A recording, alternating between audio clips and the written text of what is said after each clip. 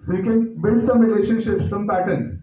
Actual reason we don't know, but once we are introducing angles or to build up the curiosity so that they will also see some pattern in everything. Maths has a reason and logic and deep patterns. Similarly, 5 is having 5 angles, 6 is having 6 angles. Interesting. So idea is to build a curiosity जो अभी because of technology and because of coming times, because of dependency on mobiles and games, they have lost thinking. So let them think again. This is how we have seen the innovations happen.